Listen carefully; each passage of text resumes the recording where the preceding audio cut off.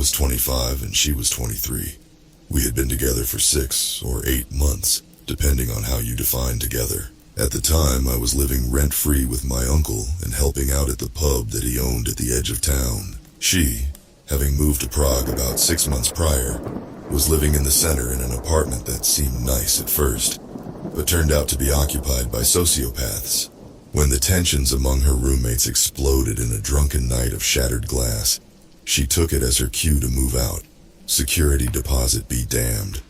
We met the summer prior on the edge of town. She was a Euro-tripping American, looking to discover the authentic corners of Prague. And I was excited to practice my English with a native speaker and serve someone who wasn't a grumpy old man. Originally, she was meant to spend 3 days in Prague, then move on to Budapest and then travel through the Balkans and fly back home through Prague. After the first night we spent together, she decided to skip Budapest. By the end of the week, the Balkans were a purely theoretical place. When it was time for her to fly back home, she dawdled and almost missed her flight. It wasn't until we were sweaty and out of breath at the security check that she told me that she had decided to move to Prague. She didn't want to rush things with me, she said. Right after graduation, she had moved in with her high school boyfriend, and the blisters from that mistake were fresh. For 2 months of daily calls and emails and photos, we ironed out the details of our relationship. We were taking things slow. When her roommate turned out to be a bottle-throwing maniac, we sped up a bit. We moved in together the spring of 2014. That's the first time I saw the painting. I didn't pay much attention to the decor of the apartment when we first moved in. I was just happy to be with her. I was just happy to feel like an adult in a stable relationship. It wasn't until a lazy Sunday evening, when she fell asleep on the couch after we watched something streamable, that I noticed the painting, a lush field of wheat on a bright summer day. In the distance, there sat a humble little cottage.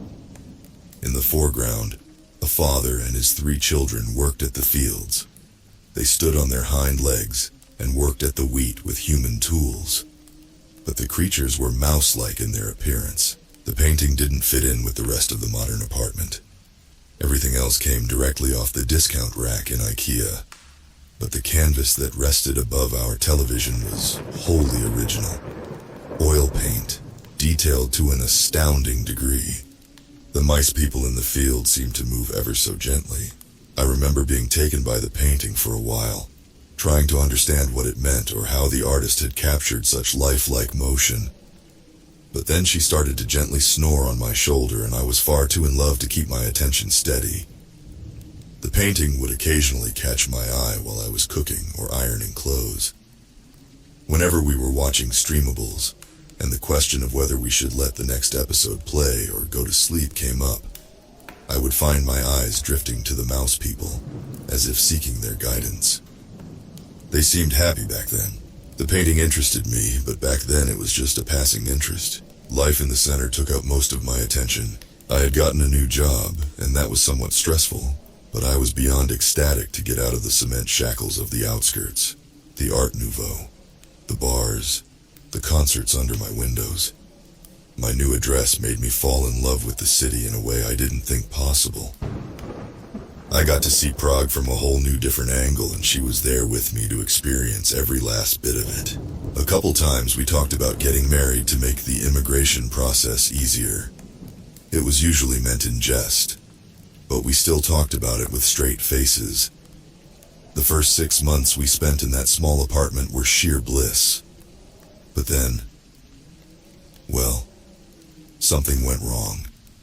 It could have been the product launch at work that nearly drove me into a nervous breakdown.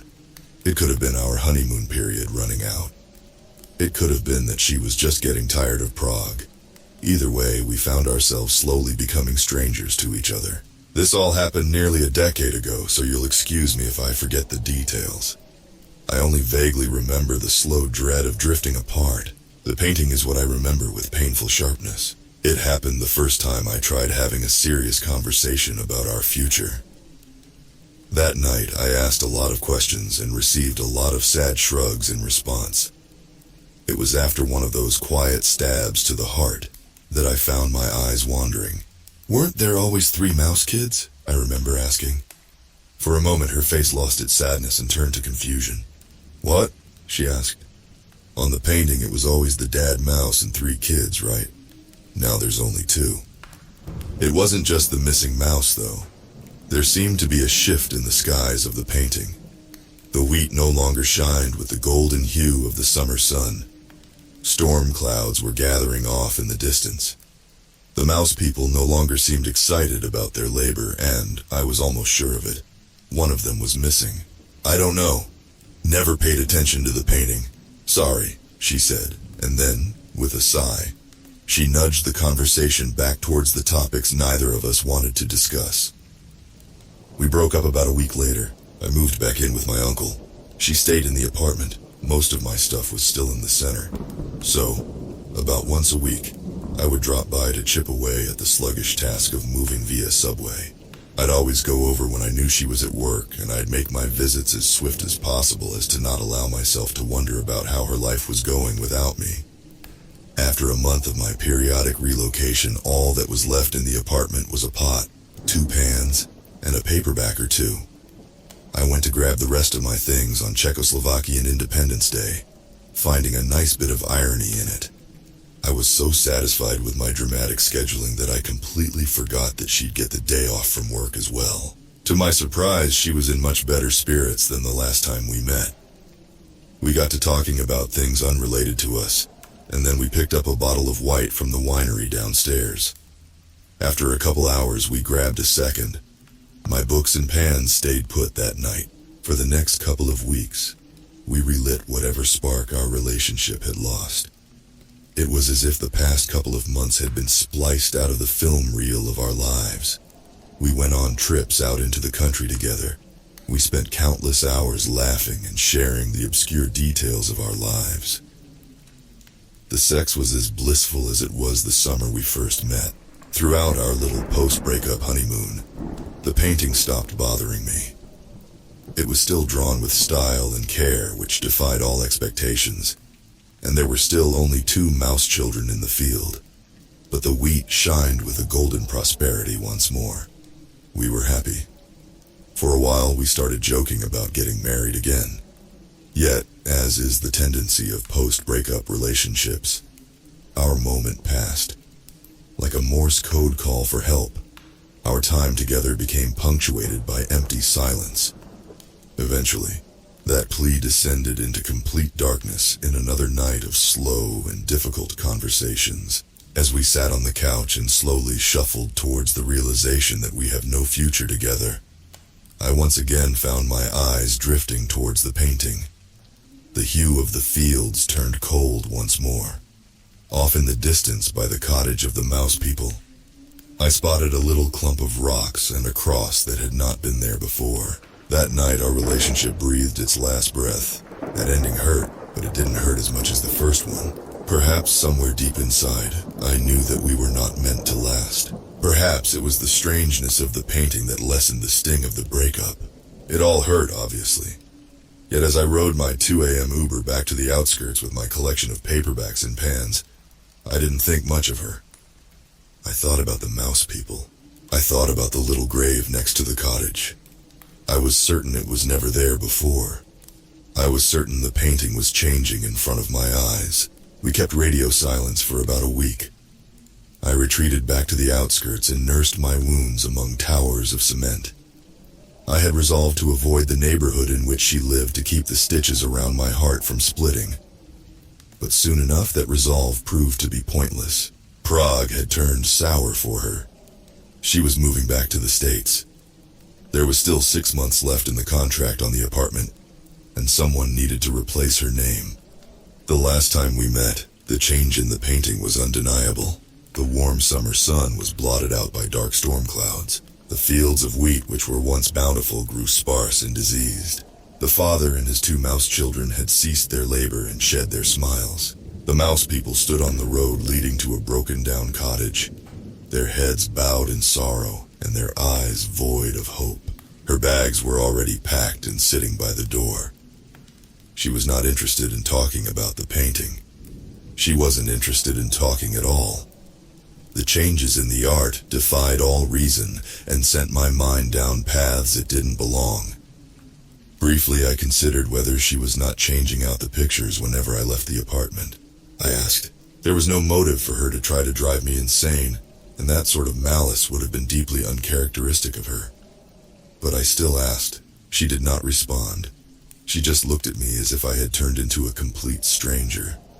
We sat there in silence, our shared history slowly being wiped away by pain until her Uber notification went off.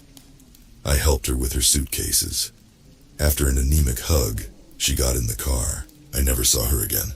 The thought of the painting being a part of some bizarre prank didn't seem likely the day I asked it. By the end of the week, it became unthinkable. The painting continued to grow darker and darker. The wheat turned sicklier by the day, and the attention of the mouse family slowly turned from their dying fields to the world beyond the painting. They stared at me. They started at me with their beady eyes full of sorrow, as if I was responsible for their suffering. They stared at me, and their stares brewed a deep guilt within my stomach. I wanted to remove the painting from the wall back then, but the breakup had sucked away all of my resolve. My diet started to consist wholly of ordered food, and I scarcely ever visited the living room or kitchen anymore. The painting was still in the back of my mind. I would still occasionally catch glimpses of its ever-worsening visage, yet life kept me busy enough for it to slowly fade from my attention. I had a job to focus on. I had a life to live. It wasn't until a season later that the painting took center stage in my attention again. I had attended the birthday party of an old high school classmate and befriended his cousin to a degree where she wanted to visit my home after all the bars had shut. I was not prepared for visitors that night. My bedroom was a mess. My new friend would be unimpressed by my growing collection of takeout boxes around my bed. So, to prevent any feelings of repulsion, I settled down with her on the couch in the living room. For a while, things were going smoothly.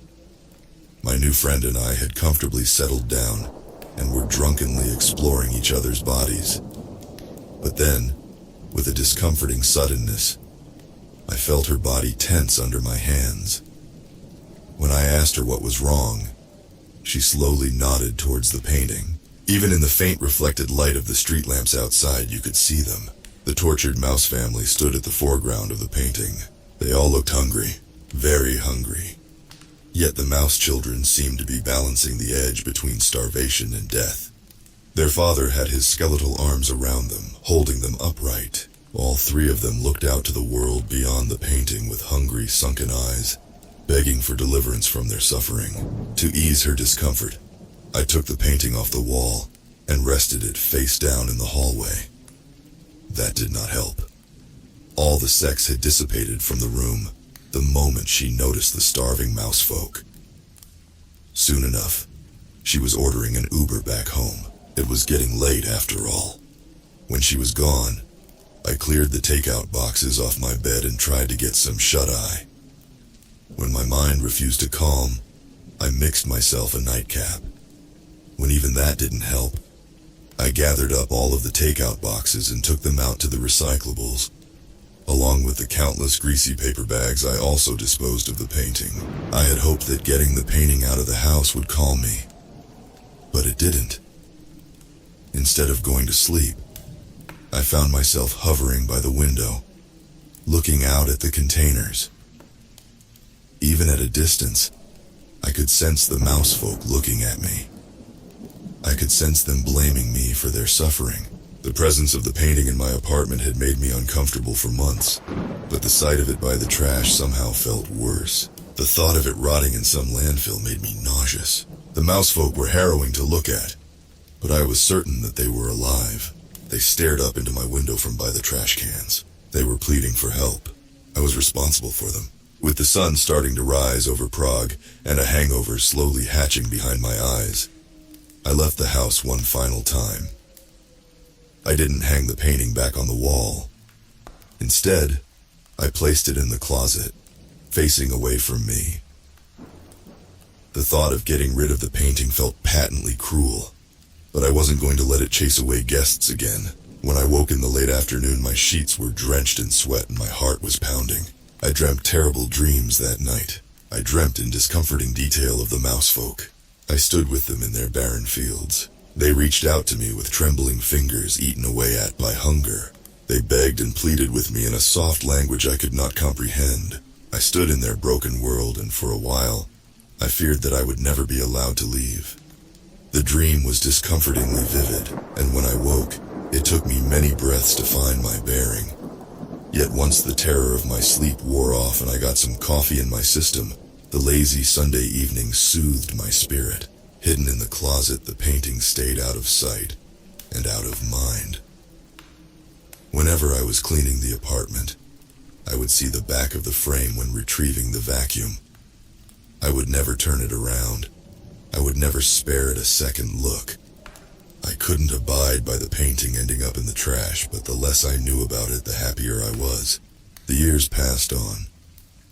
It took a while for me to shake off the heartbreak and the general discomfort the past year had instilled in me. But soon enough, the thoughts of my American affair, or the painting, slid away. I met another woman, a woman who would soon become my wife. We lived together in the apartment, and then our little family grew. Our daughter wasn't planned, but she was loved. Before she could walk, the humble pad in the city center suited us just fine. But as time wore on, it became clear that there were better places to raise a child. The air was smoggy, and the trams were loud, and the nearest park was too distant to be a daily attraction. Eventually, my family retreated from whence I came, back to the outskirts. We moved past the cement housing projects and into the quiet suburbia of family homes. Briefly, I considered leaving the painting behind, but it didn't feel right. Without checking if the canvas had changed, I threw a tarp over it and deposited it in our new attic, hidden out of sight. The painting slipped my mind completely. For years and years, I completely forgot about my old relationship or the queer mousefolk. It wasn't until this morning that I found myself looking in those harrowed eyes again. I woke to a scream from the attic. I've told my daughter 100 times that she's not allowed to play up there, but she's never been a particularly obedient child. The moment I heard her, I rushed up the stairs as fast as I could. I had feared an injury, but the moment I saw the tarp on the floor, I knew something worse had happened. Over the years, the painting had continued to change. The fields had wilted into dead earth. The humble cottage in the distance was laid low into kindling. The mouse father held his children in his skeletal arms, yet they no longer seemed alive. His tortured eyes stared out into the world. Bloodshot and sunken and pleading, the mouse father looked at me. My daughter is still shaken. My wife insists the painting be thrown away immediately, but I can't bring myself to dispose of it. I can't bear the sight of the suffering mousefolk peeking out of a landfill. Something deep inside of me doesn't want to get rid of the painting. Its existence makes my skin crawl, but the idea of it being thrown out is significantly more unpalatable. There's a part of me that feels responsible for the mousefolk on the canvas. But now, there's something significantly more disturbing that I see in the painting. One of the mouse children looks exactly like my daughter.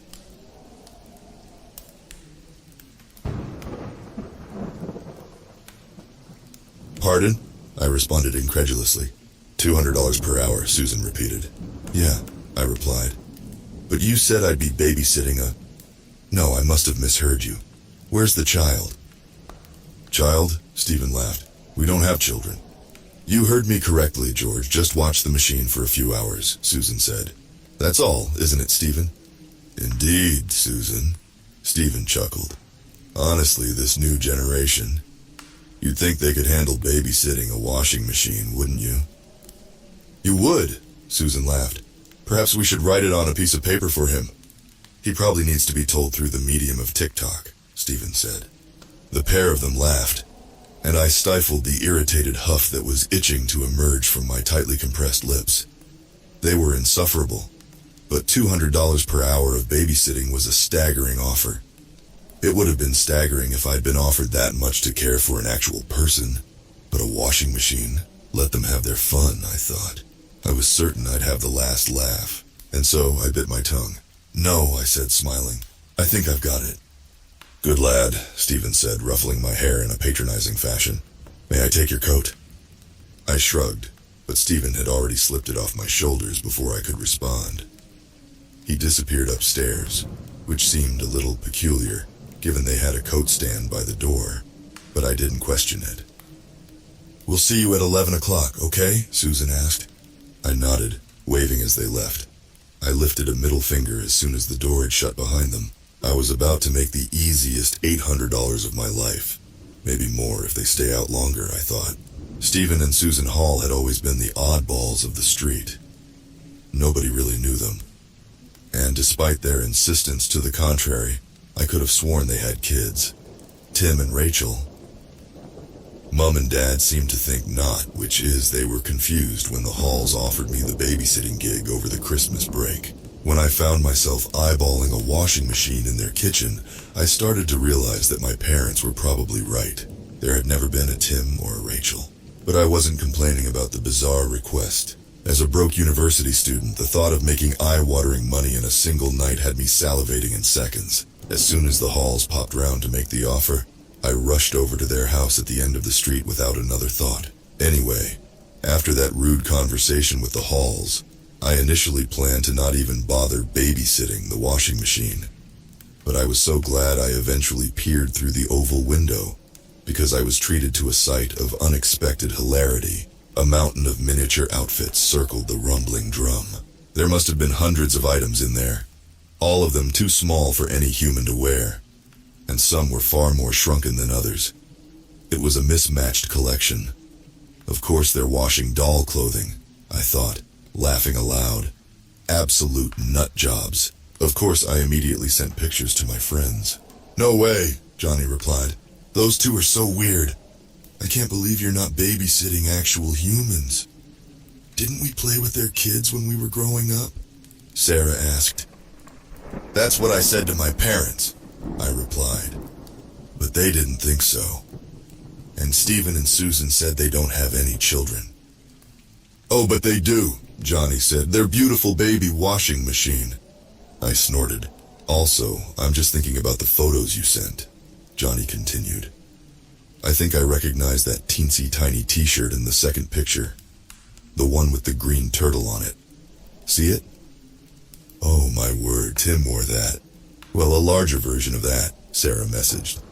"Yeah, that name rings a bell," Johnny said. My heart dropped. "Wait, Tim? Okay, this is getting weird now." I was part joking about them having kids, but that's the exact name I had in my head. Before my friends could respond, the doorbell rang.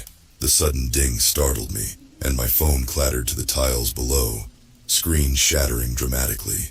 I groaned. Of course, I scooped up my wounded technological appendage, sighed at the screen I could no longer read, and placed the fallen soldier on the dining table. I stormed to the front of the house, ready to scowl at whoever had unwittingly caused my phone's demise. But when I flung the door open, nobody was there, though I was certain I could hear a faint wailing sound in the wind, as if a distant scream were striving to capture my attention. With a heavy sigh, I closed the door and returned to the kitchen, frustrated that a sizable portion of the night's earnings would be going towards fixing my phone screen. I squinted at the device's splintered screen, but it was useless. I couldn't read what my friends had replied. Suddenly, my attention diverted to an unusual noise from the washing machine's innards. A sound that was hard to distinguish, though it had some sort of subconscious effect on my body, lining my skin with a wave of goosebumps and upright hairs, much like the wailing wind at the front door. It sounded like a chorus of piercing shrieks. I knelt onto the kitchen tiles, sighing as my jeans pressed into shattered pieces of my phone screen, and stared deeply into the whirlpool of minuscule clothes which filled the washing machine. The rumble of the drum, the rustling of a tire, and the whooshes of water mostly drowned out the mysterious noise. But it was there. I hadn't imagined it, a choral pang of despair. And then I saw something which filled me with a terror unlike anything I'd ever experienced. A fleshy creature, half the size of a pinky finger, slithered between two items of clothing. I yelled and immediately fell backwards, unable to pinpoint what I had seen, but entirely certain it was no insect, no animal. I hurriedly smashed every button on the washing machine, desperate to end the cycle. I'm not sure why my instinct wasn't to run. My brain wasn't functioning correctly. I waited a few minutes for the water to drain from the drum, watching the still pile of tiny outfits. My body shook violently, anticipating movement from within the clothing. But there was nothing. No fleshy monstrosity pounced out at me, and then there came the dreaded ding to signify that the door was safe to open. The drenched pile of clothes sat motionlessly, and I spent several minutes summoning the courage to rummage through it. The never-ending piercing sound was louder now. It was a muffled noise coming from the bottom of the clothes pile. I scarcely dared to look. Shrunken garments slipped through my fingers, and it was only upon closer inspection that I came to a horrifying realization. The outfits were stained with blood and some sort of indistinguishable mush. I could feel the vomit rising in my mouth, but I was, as I uncovered the final layer of clothes at the bottom of the drum, that I finally unloaded the contents of my stomach. A graveyard of flesh lay against the drum. There were hundreds of shrunken bodies, horribly disfigured, bloodied, and mushed. But the worst part was that some of the miniaturized victims were still moving. The indiscernible peach-colored things were people, and the piercing choral sound was that of their screaming. One of the less mangled people began to crawl over the smaller mound of clothes I'd created in the clearing. He was calling to me in a small, feeble voice. "Save us, help!" he cried repeatedly. I watched in paralyzed fear, trying to decide whether it would be safe for me to reach the palm of my hand inside the drum to scoop out the few people still moving. The man who had wriggled free from the mound of bodies seemed wounded and helpless, but I was terrified of touching that horror scene. With a deep breath, I outstretched my hand, placing it palm side up on the clothes at the bottom. And as the tiny man, along with a few other survivors, clambered onto my skin, I tried to conceal the shivers that spread throughout my body. The first man continued to shout as I steadily lifted my hand closer to my ear, but I soon realized I'd misheard him the first time. "Not save us, help! Save yourself." "What's happening?" I whispered weakly. "What? Didn't you see Grace outside?" The man screamed into my ear. My body shivered as I realized that must have been who rang the doorbell. The tiny voice I heard wailing in the wind. "It doesn't matter now! Just find your coat and get out of here!" He screeched in a minute voice. "Why do I need my coat?" I asked, gulping. "Because they'll shrink it to shrink you. I don't know how or why they do it, but it happened to all of us." I moved my hand to eye level, surveying the 6 survivors, 5 of whom were writhing on my palm. Only the main man seemed to be in any sort of fit state. Are you Tim?" I asked quietly. "What? Oh, the boy." He sighed. "No, the Halls put their children somewhere special. Never mind that. Come on, you need to find your coat." I looked at the clock on the wall. "Relax. It's 8 o'clock. They're not getting back until 11. "They never went anywhere!" the man screamed. In a near-synchronized manner, the house's lights extinguished. "Oh no," the small man whispered. "They know." "I'm getting out of here," I said, stumbling through the darkness. "If you leave, that coat goes in the next cycle and you become like us," the man warned. Or worse. And I didn't need to question what he meant. I'd seen the pulverized bodies at the bottom of the drum. Given the inexplicable nature of the tiny human in the palm of my hand, I had reason to believe every last word he'd said. So I made my way across the darkened entryway, opened the front door, and placed the miniature figures on the paving slabs. "Go," I said. I could hear faint pained sounds from the ground as the man said something inaudible to me, before helping his injured companions. Then, I stepped back into the lightless house, pulling out my shattered phone to use the flashlight. Thankfully, the screen still seemed to register my touch. Making my way up creaking stairs, the stillness of the house filled me with absolute terror, given I knew that the Halls were lurking somewhere within those 4 walls. and when I reached the upstairs landing, a door opened at the far end. A darkened bedroom beckoned. I knew it to be a trap, but I had no choice according to the small man I had saved. Not that I could trust him either. "Stephen, Sarah," I called. "I just want my coat, then I'll go." I stepped into a large, lightless children's room. There were 2 single beds, and most horrifyingly, a doll on each. Dolls that looked exactly like the 2 children I was completely certain I'd never imagined at all, Tim and Rachel. But they weren't dolls, and they weren't alive. They seemed to have been shrunken and stuffed. I threw up on the floor, and the light in the house suddenly returned as Stephen and Susan entered the room through a side door. "People are so weak these days," Stephen's voice growled. "This generation sickens me." Susan sniffled. "But not our children, they were pure," I cried. "Why are you doing this to people?" "Why?" Stephen frowned, frothing at the lips and brandishing my coat in his tight grip. "To save our children, you ignorant fool. Your life will finally mean something. And seeing as you couldn't even wait for the next washing cycle, I guess we should head downstairs and start it now." You're insane! Save them! Your children are dead! Look at what you've done to them!" I cried, gesturing at the doll-sized, pale-faced corpses in the beds. Susan shrieked. "Quiet, you foul thing! We didn't kill them. This was the only way to save them." "Save your energy, honey," Stephen said, placing a hand on his wife's shoulder.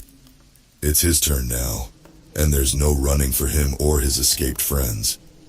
We'll catch them. We always do." Heart pounding, an idea came to me. An idea so horrific that I didn't want to believe it had stemmed from my own brain. I stepped backwards and slammed the bedroom door closed. Then, I turned on my heel and ran to the top of the stairs, ignoring the cackling sounds behind me. I scurried down the stairs, 2 at a time, and beelined for the coat stand by the door, scooping up 2 coats, one for Stephen and one for Susan. Hearing footsteps slowly plodding across the upstairs landing, I darted to the kitchen, realizing I had mere moments before I was caught. I threw the coats into the washing machine, ignoring the blood and guts within, and shut the door. "It's useless, George," Stephen shouted, heading down the stairs. "You won't find any weapons in this house, but you can run. Go for it." I pressed the start button and, in a stroke of genius, hammered the plastic handle off the door, preventing it from being opened. Stephen suddenly emerged in the kitchen doorway, coat in hand and frown on his face. "What are you?" He stopped mid-sentence and dropped the coat to the floor. "No, Susan!" I thought I might have to fight them off, allowing the cycle enough time to work its magic. But the horror commenced as soon as their coats began twirling in the running washing machine. As Stephen spun around in the doorway, his limbs began to crumple inwards, shrinking in a matter of seconds. He screamed in excruciating pain, as did Susan, who was still walking down the stairs. Parts of his skin tore and bled, as had been the case for most of the victims in the machine, and there sounded a series of thuds from the staircase. Stephen, mostly crippled and reduced to half of his size, ran out into the entryway, and I followed him. "No, Susan, Susan!" he cried, cradling his shrinking wife who had tumbled to the floorboards and cracked her head open.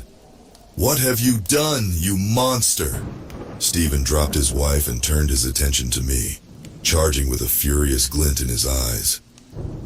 I watched with a mixture of relief and horror as the man lunged forwards, shrinking as he went, and fell at my feet as a shriveled, pinky-sized, lifeless husk, wearing blood and guts on the outside of his corpse. I slumped to the floor of the entryway, eyeing the miniature corpses of the halls, making sure they were truly dead.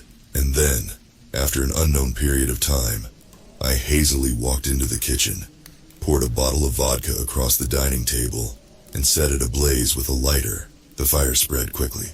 As I was walking towards the open front door, I noticed Stephen's wallet on a dresser. There was $80 inside. Not quite enough for a new phone screen, and certainly not enough compensation for the horror I endured. But it sufficed. I wasn't willing to spend a moment longer in that house.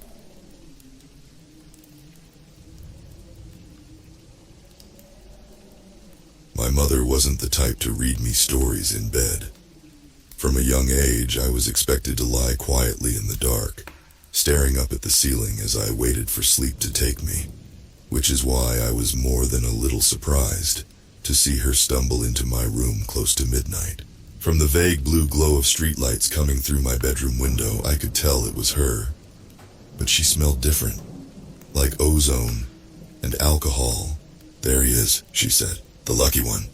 "Huh?" I said. "I thought you might be having trouble sleeping," she said, her voice quivering slightly as she spoke.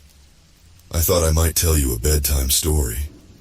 I was 12 years old then, far too old for such things.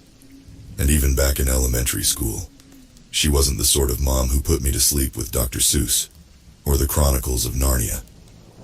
The few times I'd snuck out of bed, I'd found her hunched over a crossword puzzle with a cup of tea, dutifully double-checking her answers. "Okay," I said quietly. She breathed in deep. She was staring at me intently. That was something she never did. Most of the time, Mom seemed eager to look at anything but me. "When you were 6, she began, "you got this cough. No one thought much of it at first. You had a lot of coughs in those days. But then some time went on, and it persisted. A week later, your dad noticed red spots on a tissue and took you to urgent care. At first, doctors thought the X-ray was a simple infection, something that could be treated with antibiotics. But something looked a bit off, so a specialist was consulted. She eventually diagnosed you with a rare form of lung cancer. Several forms of treatment were attempted, including a surgery followed by radiation and chemotherapy, but in the end it was all in vain. You never went another hour in your life without coughing. Eventually, you died choking to death on your own blood." She rubbed at the bridge of her nose. She seemed to be crying a bit. "Mom," I said, "I don't get it." "It's a horrible story, isn't it?" she asked. "Sometimes I imagine a horrible thing, and then I blink and I'm back to the present moment, and everything is fine, and I'm so relieved that I just get this serene feeling." "Okay," I said. "Maybe it'll help you fall asleep knowing you're the lucky one," she said. "That whole story I just told, it didn't happen to you. Not really." "Yeah," I said, shifting a bit uncomfortably under the covers. "Maybe." She thought for a second. "Can I tell you one more?" she asked. I didn't want her to. If I'm going to be honest, I was starting to feel afraid. There was something off about the way she looked, even the way she sounded. It was definitely my mother's voice, but it was distorted in some almost imperceptible way, like she'd aged 20 years, or spent the whole night screaming. "Okay," I said, though it was not okay. "When you were 14, you were walking home from a school dance," she said. "I'm not 14 yet," I said. "Please don't interrupt," she said, suddenly very serious. "When you were 14, where was I?" "The dance. You were walking home, and a very bad man grabbed you. He threw you in the back of a van and stabbed you over and over again, until your blood gushed out of you, and you were whispering for me as the life left your eyes. And then he simply dropped your body in a river where it was never found, and he was never caught. And in fact, somewhere, he's still grabbing people and murdering them quickly and efficiently. And in fact, he never will be caught. He'll simply get bored of it all after a few dozen more and go back to his normal life as a truck driver. And as he ages, his mind will start to go, and he'll convince himself it was all a dream. He'll deceive himself so convincingly that he won't even feel guilty anymore. He won't feel bad at all." She was definitely crying now. "Mom," I said, "you're scaring me." "You don't need to be scared," she said. "You're the lucky one, right? You can just think of this story. Think of it and then come back to yourself. You're the lucky little boy in bed, all safe and snugly, where nothing can hurt you." "I think I'd better get to sleep," I said, instinctively moving away from her. "It's getting late." She put a hand on my ankle. Even through the covers, I could tell that her touch was different. Her grip was stronger than it should have been, and it felt cold through the cotton. "One more," she said, "and then you can sleep."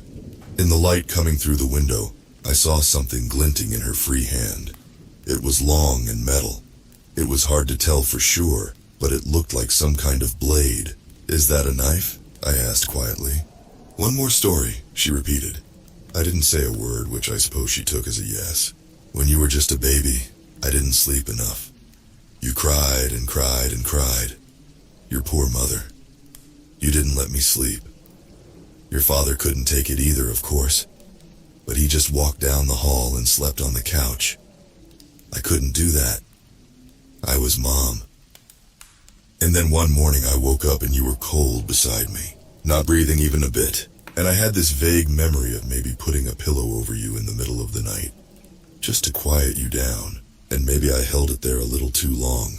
I was too sleep deprived to really know, of course. Eventually I had to answer a lot of questions from doctors and psychiatrists and such, but finally they just sort of threw their hands up and called it an accident. Maybe it was, but in my heart I always sort of knew it wasn't. I felt my heart beating harder now. She hadn't let go of my ankle the whole time she was telling this final story. The blade glinted in her free hand. "So why are you the lucky one?" she asked, her voice breaking. "What did you do? Why you?" "I don't know," I said. "You don't get it," she said. "I've seen myself 100 different ways. Sometimes I'm a little fatter, sometimes a little skinnier. Sometimes maybe I've dyed my hair. But I'm always alive. I'm not even all that different. But you're always dead.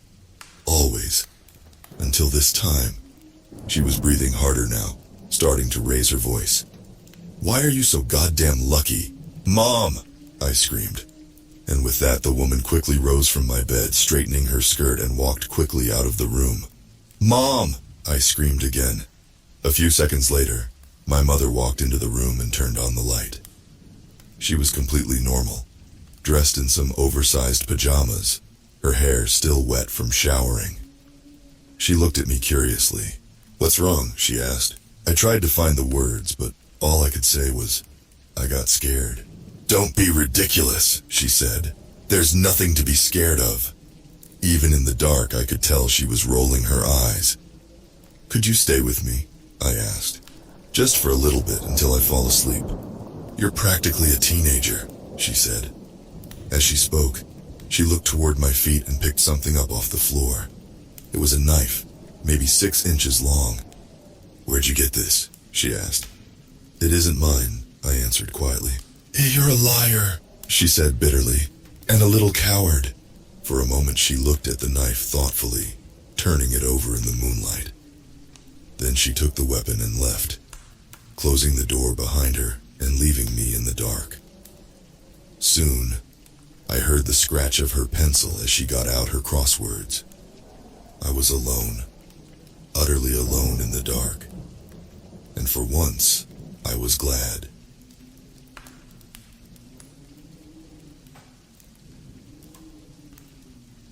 I'd been driving for what felt like hours, down the same long road, through the same long stretch of forest, when I finally arrived at my destination, a gargantuan mansion that sat atop a small hill. Surrounding it, like a moat encircling a castle, was a massive parking lot filled with luxury vehicles. But one vehicle in particular stood out from all the rest. A 1977 vintage cargo van that, despite being restored back to its original condition, had been emblazoned with the words, "Best Friends Catering Company." "Fucking Chad," I said out loud as I parked my similarly depressing vehicle beside his, despite the misleading company name. Chad was not my friend. If I'm being honest, I'd be surprised if he had any friends. He was my boss, and a unique form of asshole. I'd been working for him for almost 4 years now, ever since my failed audition for that network procedural, when I was forced to find some sort of income to pay my rent. As much as he got on my nerves in a way, I kind of felt sorry for him. This business was basically all he had, and I suppose, given his personality, that this catering team was the closest thing he had to friends. "It'll be fine," I told myself. "It's just one gig, and then you're on vacation. No Chad for a couple of weeks." The inside of the mansion was unlike anything I'd ever seen. Almost all of the building's original walls must have been knocked down, resulting in what looked like some sort of weird open-space bachelor pad the size of a football field, with tons of rich people stuff everywhere. Bearskin rugs, leather ottomans, an Olympic-sized pool, and what appeared to be authentic medieval tapestries lining the walls. Must be nice, I thought to myself, enviously. Chad had hinted that the host of the party was James Allister, a middle-aged billionaire, and famous for being one. He had formed and sold more successful companies than I'd had acting gigs, the most recent of which was supposedly planning to build a literal elevator to space, even if they could do that. What would be the point, I wondered, as I headed into the kitchen, where the rest of the caterers were finishing up food prep. But before I could completely wallow in self-pity, a familiar voice greeted me at the door. "Dan, I didn't know you were working tonight." Hey, likewise, I replied with a smile, as I turned around to greet Sandy, my coworker and partner in crime, who, like all us lowly caterers, was donning a bow tie.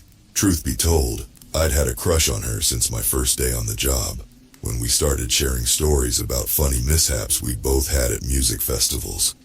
She was a budding screenwriter, and we always talked about our dream of working together. We'd always had a special connection, but I had somehow gone 4 years without building up the courage to ask her out. Maybe one day, I mused optimistically. "Why didn't you take the van in with us?" she asked. "I think you know the answer to that," I said, simultaneously winking at her and gesturing to Chad, who was unpacking water bottles behind me. He was 40-something, with a mustache as obnoxious as his vehicle. "Answer to what?" my boss interjected, as he always did. "Speak of the devil," I mumbled, faking a smile. "You're an hour late, Stevenson." "Oh, am I? I didn't even realize." Chad stopped what he was doing and walked over to us, attempting to put his hand on my shoulder. I subtly maneuvered away so he couldn't reach me, as Sandy put her hand over her face, in an effort to hide her laughter. "You know, Dan," Chad began, "if you had taken the van in with us, you would have been on time. I've told you before that it makes a better impression on the host when we all roll out of the van together. It's more professional, and this is a business. And when one of us doesn't play their part, well, then we all look bad. You made us all look like dicks." "You know what, Chad?" I began before stopping myself. "I'm actually missing out on serving a bunch of old rich people overpriced drinks at the cash bar. I better get over there." I smiled at Sandy and she smiled back as I silently walked away. "And just remember, no fuck-ups tonight, Dan. Remember, they're paying triple tonight. We need to keep them happy." A few minutes later, I was standing behind the bar by myself, bored out of my mind, when an old lady in a fancy dress and a long necklace of pearls waddled over. "Cosmopolitan," she commanded. "You don't say?" I thought to myself. "Coming right up! But don't shake it too much."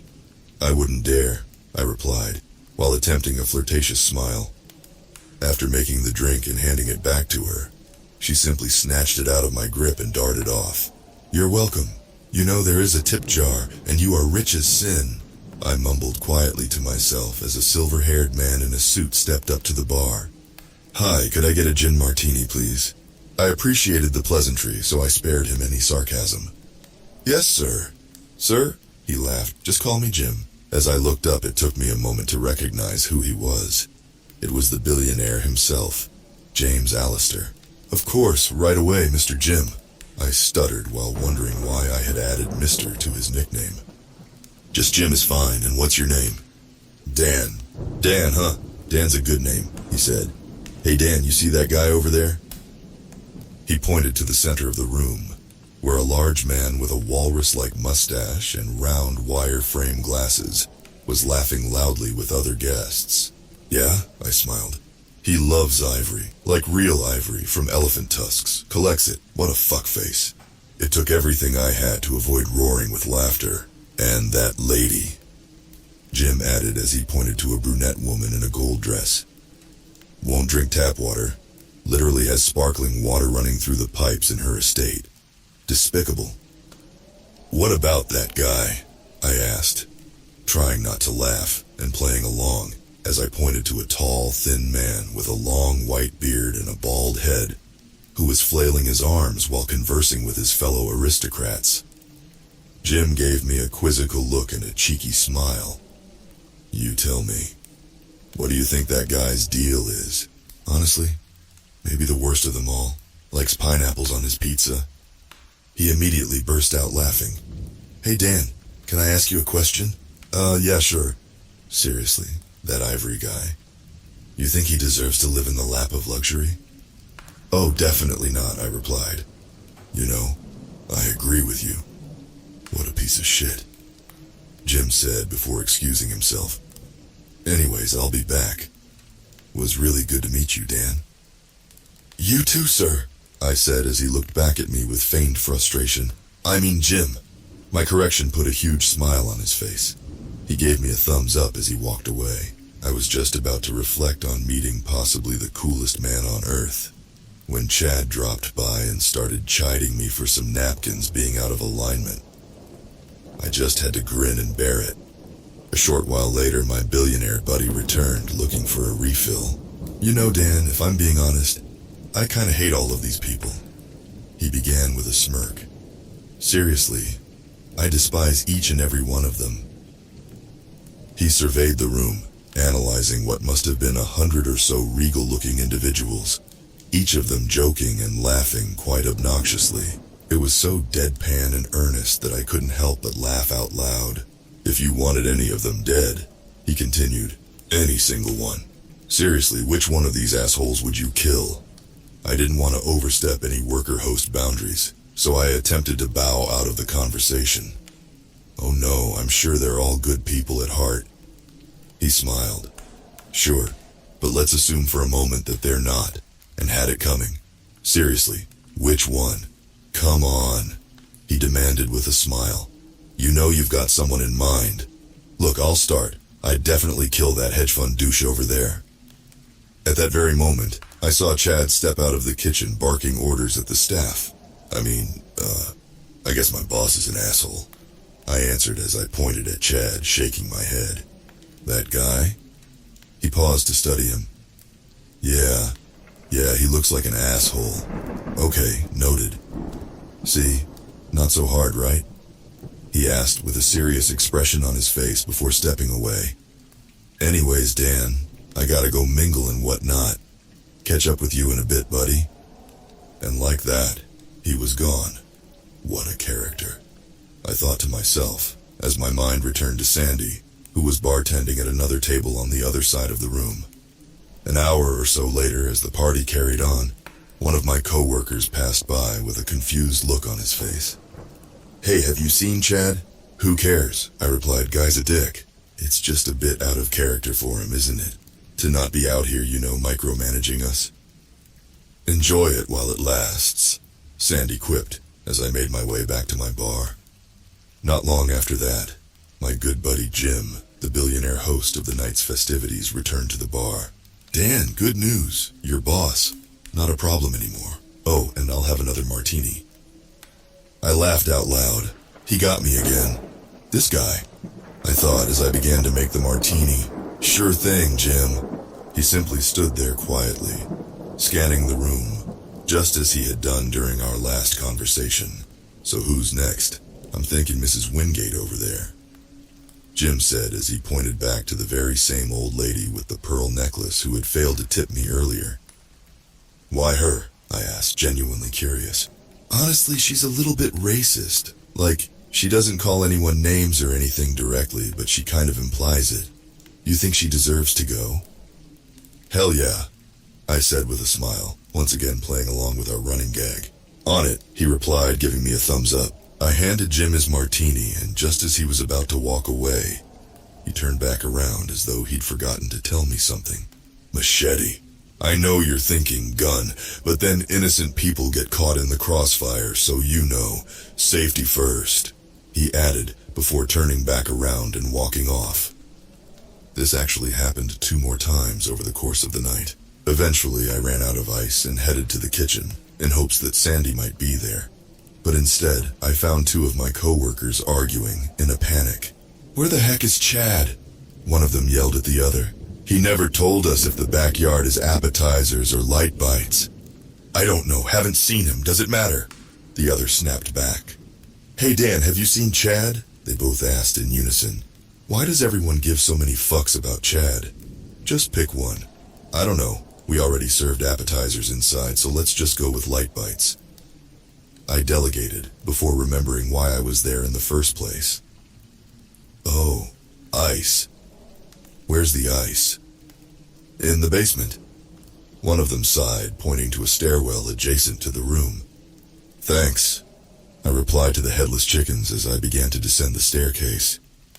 Something I've always found curious is that no matter the home, basements always tend to be the same. Even this extravagant mansion was no different. Dimly lit and smelling of whatever that basement smell is. As my eyes adjusted to the dark, I squinted in an effort to find the usual heap of ice bags we kept on hand for a variety of reasons. There they are, I said to myself as I spotted them. But as I headed to the back of the cellar, I discovered that they were being used for a very different reason. There, protruding from under the heap of ice bags, was an old lady's arm. Dangling from it, a long necklace of pearls. And below it on the concrete, a dried puddle of blood. Oh fuck! It's Mrs. Wingate! And she wasn't the only one. Nearly everyone Jim had joked about lay under the ice. And there, at the bottom, was Chad. At that moment, a wave of panic rushed over me as it all hit me. I began to pace back and forth, a million thoughts racing through my mind. This guy is actually killing his guests. I need to get out of here. Wait, no, what about Sandy? I need to get Sandy. No, don't be a hero. Call the police. Yes, that's it. Call the police. I pulled out my cell phone and called the cops as fast as I could type those 3 numbers, while at the same time looking up at the stairwell to make sure no one was coming. Yes. My name is Dan Stevenson. I'm not sure exactly how to explain this, but I'm at some billionaire's party, and it appears that he is killing his guests. I'm sorry, can you repeat that? A woman replied. He's actually a famous guy, His name escaped me for a moment until I found the words. Jim. I mean James Allister. Click. Just like that, she hung up. Huh. I looked at my cell phone service, but I had 5 bars. I called back immediately. Hi, this Dan Stevenson. I think our call dropped. I was just telling you about... Dan, stop calling. We're not coming, the same woman said in a deadpan manner. And then, click. What the fuck? Without any other option, I found myself back upstairs, searching for Sandy. But by the time I got to the reception area, everyone had moved outside to the massive lawn behind the house. Stepping out into the backyard, I scanned the crowd for my crush, while at the same time doing my best to stay calm and look normal. Eventually, I spotted her serving light bites on a tray as she glided through the party. I ran up beside her and leaned in. Sandy. Hey, what's up? She replied, distracted by a guest. I continued to walk alongside her, faking smiles and nods as we passed by the wealthy elite. There's something I need to tell you. But just then, I felt a hand on my shoulder, followed by Jim's voice. Dan, come over here. Hey, Carl, you gotta meet Dan. He called out as he guided me away from Sandy and over to another area of the lawn. Hey, said Carl without making eye contact. He was a clean-shaven man who looked about as nondescript as a rich guy could. This man makes the best gin martinis I've ever had, Jim continued as he pointed at me. You gotta try one. Coming from him, I know that's a compliment. Carl replied. The man's had a lot of gin martinis. The 2 men each belted out a laugh as Carl stepped away. Watching him walk off, Jim moved closer to me and leaned in. Embezzled millions, he said, taking 2 of his fingers and making a slicing motion across his neck, with the same big but now eerie smile on his face. He winked and walked away. As soon as Jim was out of sight, I immediately returned to my search for Sandy, but she had disappeared.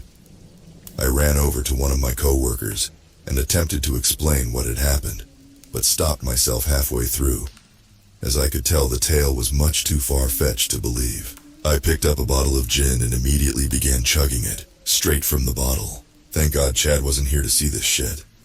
I thought to myself, oh wait, shit. My thoughts quickly returned to Jim and the bodies. I have to get out of here. I have to find Sandy. Finally, I spotted her not far away and ran over to warn her again. Sandy, I've got to tell you something. But before I could continue, Jim let out a loud whistle at the center of the lawn, calling for his guests to join him. I walked over to get a closer look as he raised his glass for a toast to the crowd's applause. Thank you. Thank you. No, please, please, he began as the applause faded. I just wanted to say that I'm so glad that you're all here today. I looked around at a sea of smiling faces, because you're horrible humans. The crowd erupted in laughter. He waited for it to fade again before continuing. No, seriously, you all deserve to die, and guess what? You're gonna! The group laughed even louder this time. Idiots. Just then, Jim searched the crowd and pointed at, of all people, me. Except for you. Not you, Dan. You're good people. The garden fell silent. Everyone turned around to look at me, and upon seeing that I was a mere caterer, simultaneously looked confused and laughed. Dan's a caterer, by the way. Oh, on that note, Dan, that girl, you like her, right? I mean, not to put you on the spot, but you've been eyeing her all night. I mean, come on. He was pointing at Sandy, who, standing beside me, gave me a weird, nervous look. Meanwhile, the group of caterers, long aware of my crush, rolled their eyes. Actually, Jim added as he walked over to me, gesturing towards my co-workers. What about them? Are they cool? I nodded, unable to think of what to say, before eventually spitting out a reply. Yes. Yup, they're cool, Jim. I thought about running, but found my feet frozen in place. The billionaire moved his gaze over to a group of masked ushers who had encircled the entire crowd of 1%ers. Okay, the caterers are cool, he yelled, waving his hand in the air to them as whispers of confusion began emanating from the guests, now seeing the masked men. Leave the caterers alone, they're cool. But what was I saying? Oh, right. The rest of you are assholes, though. You're all gonna die. Bottoms up. Jim continued as he downed his glass of champagne in one gulp. And also, goodbye.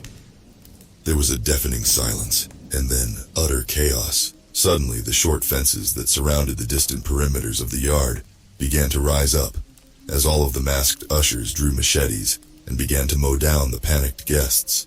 The shock was quickly replaced with screams and shrieks, as the lawn's once green grass soon resembled a red abstract expressionist painting, littered with bodies. Meanwhile, Jim simply stood there in the center of the garden.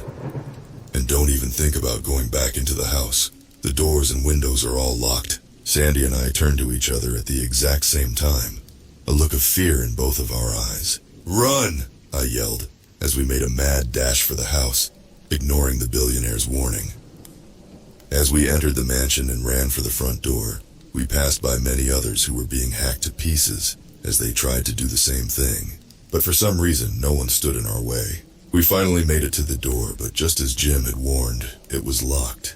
Before we could even think about what to do next, a familiar voice called out, Dan, why'd you run, man? I told you. You and your friends are good.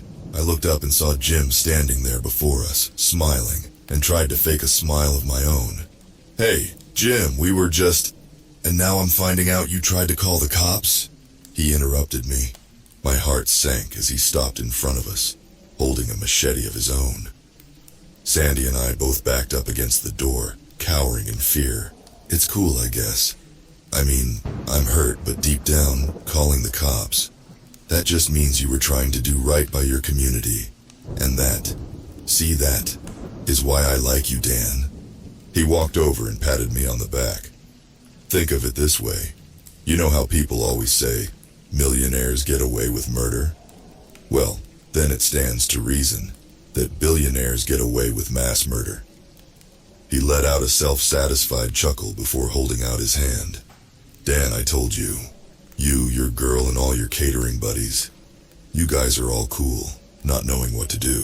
I simply closed my eyes and held out my hand, expecting him to machete my arm off. But all I felt was his hand shaking mine.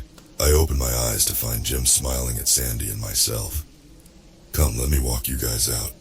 He then looked over at one of the masked men and nodded. Click. The door opened, and Jim gestured for us to walk outside, putting his arms over both of our shoulders. As the billionaire escorted us through the parking lot, we passed by dozens of masked men rushing mops and body bags into the house. "That's your van over there, right?" Jim asked, ignoring the chaos all around us. "Oh wait, I know whose it is. Or should I say, whose it was. Geez, no wonder you hated that guy." I looked at him and forced one last smile, unable to utter any words. Sandy and I then turned around and started slowly walking to my car.